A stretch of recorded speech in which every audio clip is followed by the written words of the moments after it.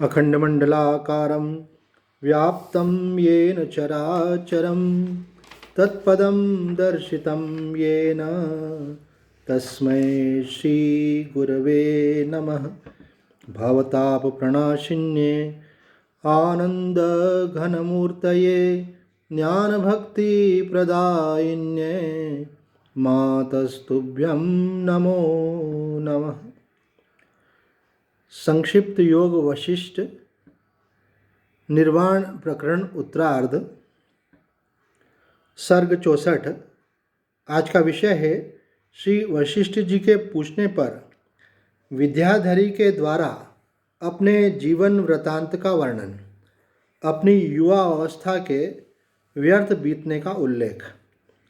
श्री वशिष्ठ जी कहते हैं, श्री राम तदंतर मैंने उस सुंदरी ललना से, जिसके नेत्र नील कमल से विलसित खिले हुए मालती पुष्प के समान शोभित पाते थे, उसकी ओर देखकर कौतुकपूर्वक पूछा, कमल पुष्प के भीतरी भाग केसरी की सी सुनहरी कांति वाली सुंदरी, तुम कौन हो?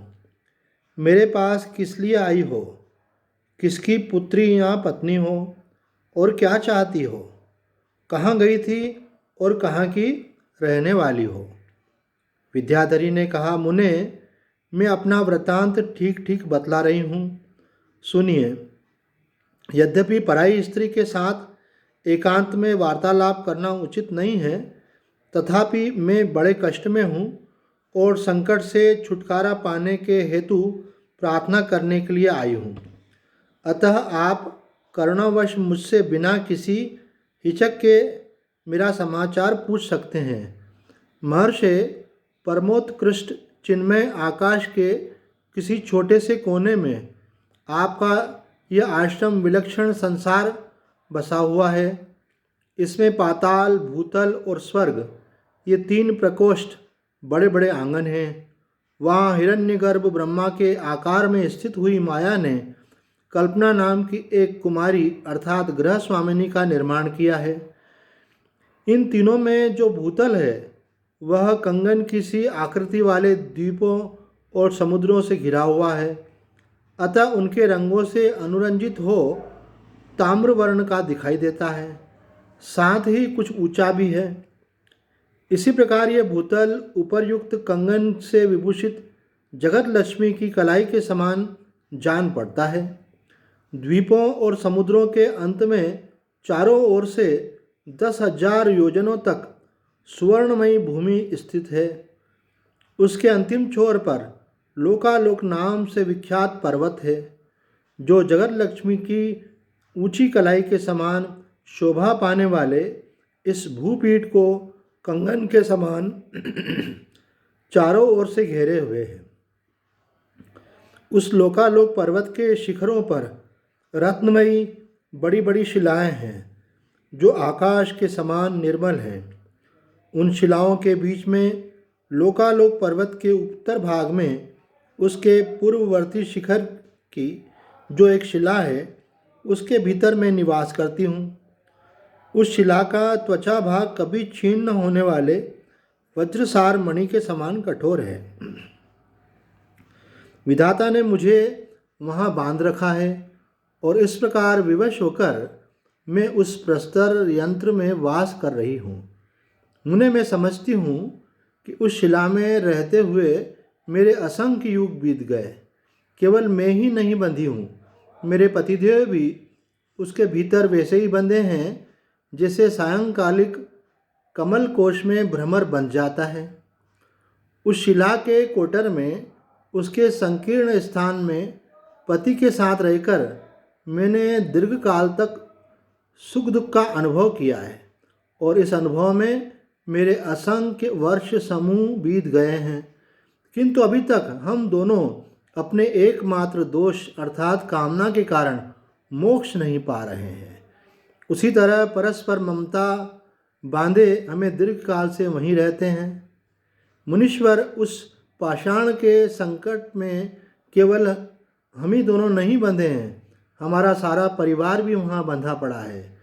उसमें बंधे हुए मेरे पति ब्राह्मण कुल में उत्पन्न हुए हैं और प्राचीन काल के वृद्ध पुरुष हैं। यद्यपि वे सैकड़ों वर्षों से जी रहे हैं, तथापि एक स्थान से दूसरे स्थान तक चल नहीं सकते। वे बचपन से ही ब्रह्मचारी हैं, वेदा अध्ययन में तत्पर रहते हैं और छात्रों को पढ़ाते हैं, किंतु आलसी हैं। एकांत स्थान में अकेले ही बैठे रहते हैं। उनके बर्ताव में कुटिलता नहीं है, वे चपलता से कोसों दूर रहते हैं। वेद वेत्ताओं में वे श्रेष्ठ महर्षि, मैं उन्हीं की भार्या हूँ, किंतु मुझमें एक व्यसन है। मैं उन पतिदेव के बिना पल भर भी देह धारण करने में समर्थ नहीं हूँ। ब्रह्मन, मेरे पति ने मुझे पत्नी रूप में किस प्रकार प्राप्त किया और हम दोनों का यह स्वाभाविक स्नेह परस्पर किस प्रकार बढ़ा, यह बताती हूँ, सुनिए। पहले की बात है, मेरे पति ने जन्म के पश्चात बाल्यावस्था में ही किंचित ज्ञान प्राप्त कर लिया था और एक सत्पुरुष की भांति अपने निर्मल ग्रह में वे रहने लगे। उन दिनों उन्होंने विचार किया कि मैं वेदों के स्वाध्याय में संलग्न रहने वाला ब्राह्मण हूँ। मुझे अपने ही अनुरूप ऐसी भार्या कहाँ से प्राप्त हो सकती है जो उत्तम जन्म के कारण शोभा पा रही हो। इस प्रकार चिरकाल तक चिंतन करके उन्होंने अपने कर्तव्य का निश्चय किया और स्वयं ही मेरे नाथ ने अर्थात अनिंद्य सौंदर्य से युक्त अंग वाली मुझ नारी को मानसिक संकल्प से प्रकट किया, मानो चंद्रदेव ने निर्मल चांदनी प्रकट की हो। मन से उत्पन्न होने के कारण मैं उनकी मानसी भार्या हुई। वैसे वसंत ऋतु में मंदार वृक्ष की उत्तम एवं सुंदरी मंजरी बढ़ती है, उसी प्रकार मैं भी बढ़ने लगी। मैं निरंतर लीला विलास में ही निरत रहने लगी। मेरे नेत्र लीलापूर्ण तिरछी चितवन से देखने लगे। मुझे सदा गाना बजाना ही प्रिय लगने लगा। भोगों से कभी मुझे तृप्ति नहीं होती थी। मेरा दिनों दिन भोगों में अनुराग बढ़ता गया। आदरणीय महर्षि, मेरे पतिदेव दीर्घसूत्री और स्वाध्यायशील होने के कारण तपस्या में ही लगे रहे। उन्होंने किसी तरह भी अपेक्षा मन में लेकर मेरे साथ अब तक विवाह नहीं किया था। इसलिए वे यौवन संपन्न तरुणी स्त्री में उन्हें प्राप्त न कर सकने के कारण व्यसन की आग से उसी प्रकार जलने लगी जैसे कोई कमलिनी आग से झुलस रही हो।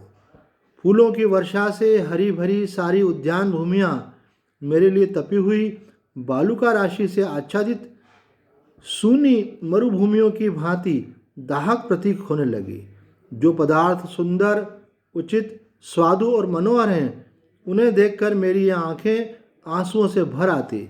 मैं रमणीय स्थान में रोती। जो स्थान न रम्य है न अरम्य, मध्यम कोटि का है, वहाँ मैं सौम्य हो जाती और जो असुंदर स्थान है वहाँ मैं प्रसन्न रहती। न जाने मुझे दीना नारी की ऐसी अवस्था कैसी हो गई। भगवान, इस प्रकार मेरे नवीन यौवन के बहुत से दिन व्यर्थ हो गए। अभी ये प्रसंग आगे जारी रहेगा और उसमें बहुत सुंदर वैराग्य का उपदेश है, तत्वज्ञान का भी उपदेश है, पर यहाँ यह सर्ग पूर्ण होता है। आज इतना ही कहकर अपनी वाणी को विराम देते हैं।